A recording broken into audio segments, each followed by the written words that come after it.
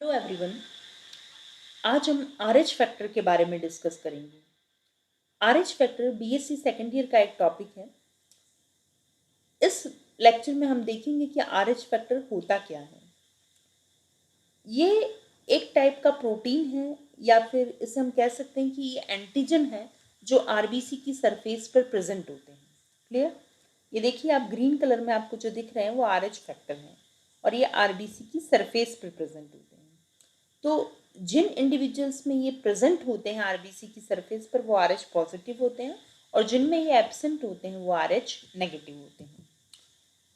तो RH factor एक blood protein है जिसे हम रीसस एंटीजन भी कहते हैं। रीसस एंटीजन इसे इसलिए कहा जाता है क्योंकि सबसे पहले आरएच फैक्टर की डिस्कवरी रीसस मंकी में की गई थी, मतलब रीसस बंदर में की गई थी। इसीलिए इसका नाम हमने रीसस एंटीजन रखा है। और इसे आरएच फैक्टर इसलिए कहते हैं क्योंकि रीसस के फर्स्ट 2 लेटर आरएच से स्टार्ट होते हैं, इसीलिए इसकी शॉर्ट फॉर्म करके इसे हम आरएच फैक्टर कहते हैं। और ये आरएच फैक्टर आरबीसी की सरफेस पर प्रेजेंट होते हैं। जिन लोगों में आरएच फैक्टर प्रेजेंट होता है वो आरएच पॉजिटिव होते हैं और जिनमें आरएच फैक्टर एब्सेंट होता है वो आरएच नेगेटिव होते हैं। आरएच फैक्टर को सबसे पहले 1940 में लैंडस्टीनर और वीनर ने रीसस मंकी की आरबीसी में डिस्कवर किया था। रीसस नाम के बंदर में इसको डिस्कवर किया था, रीसस मंकी में लैंडस्टीनर और वीनर ने। तभी से इसका नाम रीसस एंटीजन रखा गया है। लगभग 85 टू 99% पॉपुलेशन में आरएच फैक्टर प्रेजेंट होता है तो वह आरएच पॉजिटिव कहलाती है, और जबकि जो बाकी की पॉपुलेशन जिसमें कि आरएच फैक्टर एब्सेंट होता है वो आरएच नेगेटिव कहलाती है। आरएच प्रोटीन का जो फॉर्मेशन होता है वो एक डोमिनेंट जीन के थ्रू कंट्रोल होता है और वो डोमिनेंट जीन होता है कैपिटल आर।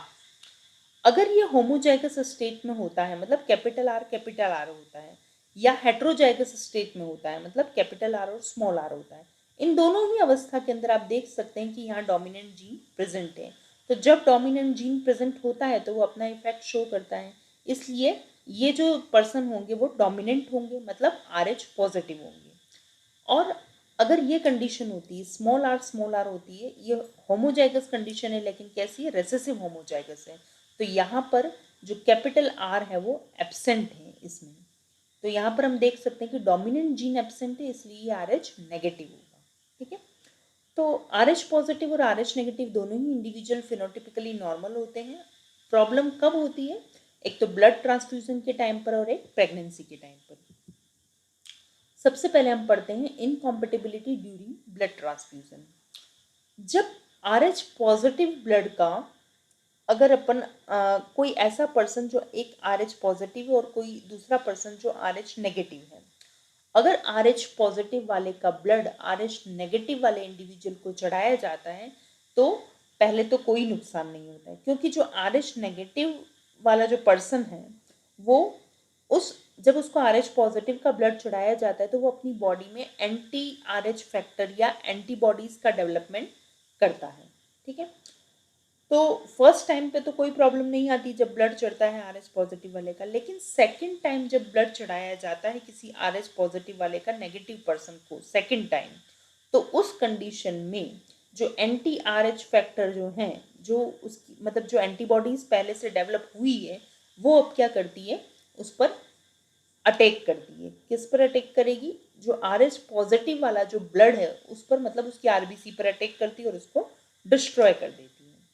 तो पहली प्रॉब्लम तो कहाँ आती है? ब्लड ट्रांसफ्यूजन के टाइम पर। मतलब फर्स्ट टाइम तो क्या होता है कि जब पॉजिटिव वाले का ब्लड नेगेटिव को चढ़ा रहे हैं तो उसकी बॉडी में एंटीबॉडीज बनना स्टार्ट तो हो जाती है उसके खिलाफ, लेकिन सफिशिएंट एंटीबॉडीज नहीं होती है, तो पहली बार तो कोई प्रॉब्लम नहीं आती है। लेकिन सेकेंड टाइम जब पॉजिटिव वाले का ब्लड नेगेटिव को चढ़ाया जाता है तो अब इनफ एंटीबॉडीज उसकी बॉडी में डेवलप होती है, मतलब एंटी आर एच फैक्टर्स उसके अंदर होता है, इसलिए वो क्या करता है कि डोनर के ब्लड कॉर्पसल्स को डिस्ट्रॉय कर देता है। सेकंड आती है प्रॉब्लम प्रेगनेंसी के टाइम पर। अगर फादर का ब्लड आर एच पॉजिटिव और मदर का आर एच नेगेटिव है और उनका जो फीटस है, जो यूट्रस में बेबी है, उसका ब्लड अगर आर एच पॉजिटिव है, तब ये प्रॉब्लम वाली बात होती है। वो कैसे होती है कि मदर का जो आर एच नेगेटिव ब्लड है, अगर वो पहले किसी आर एच पॉजिटिव ब्लड के कांटेक्ट में नहीं आया है, मतलब ऐसा कभी नहीं, ऐसा उसके साथ ऐसा नहीं हुआ है उस मदर के साथ कि ब्लड ट्रांसफ्यूजन के टाइम पर वो किसी RH पॉजिटिव वाले के कांटेक्ट में आई हो।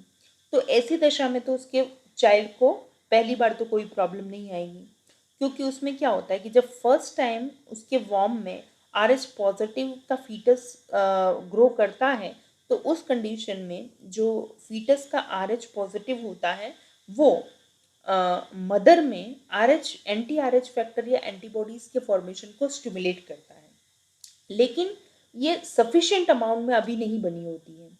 इसलिए फिर क्या होता है कि पहली बार तो मदर का ब्लड फीटस को हार्म नहीं करता है, लेकिन जब सेकेंड टाइम या थर्ड टाइम जब वापस RH पॉजिटिव फीटस उसके वॉर्म में डेवलप होता है, तो उस कंडीशन में अब मदर में एंटी RH फैक्टर या एंटीबॉडीज सफिशिएंट अमाउंट में प्रेजेंट है, तो वो क्या करेगी, फीटल की RBC को डिस्ट्रॉय कर देगी। तो इस कारण ये क्या हो जाता है, इसे हम बोलते हैं haemolytic disease of newborn, HDN, और इसे ही हम इरिथ्रोब्लास्टोसिस फिटालिस कहते हैं, क्योंकि इसमें क्या होता है कि मदर की बॉडी में उस RH पॉजिटिव जो फीटस हैं उसके अगेंस्ट एंटी RH फैक्टर या एंटीबॉडीज डेवलप हो चुकी है, इस कारण वो फीटस के इरिथ्रोसाइट का डिस्ट्रक्शन कर देती है। तो इस कंडीशन में न्यूबॉर्न सर्वाइव तो होता है लेकिन एनीमिक होता है। तो इस कंडीशन से बचने के लिए RH नेगेटिव मदर्स जो हैं उनको क्या की जाती है कि डिफेक्टिव एंटी RH एंटीबॉडीज का इंजेक्शन लगाया जाता है उनकी प्रेगनेंसी के टाइम पर, जिनमें कि RH पॉजिटिव का फीटस पनप रहा हो।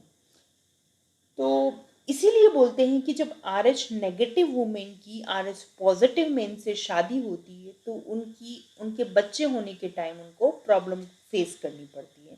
इसलिए जनरली जो डॉक्टर्स होते हैं वो RH नेगेटिव वुमेन की RH पॉजिटिव मेन से शादी को रिकमेंड नहीं करते हैं, क्योंकि RH पॉजिटिव एक डोमिनेंट जीन है, मतलब एक डोमिनेंट जीन है, इस कारण से वो इसको जो नेगेटिव वुमेन की पॉजिटिव RH पॉजिटिव मेन से मैरिज को रिकमेंड नहीं करते हैं। Thank you.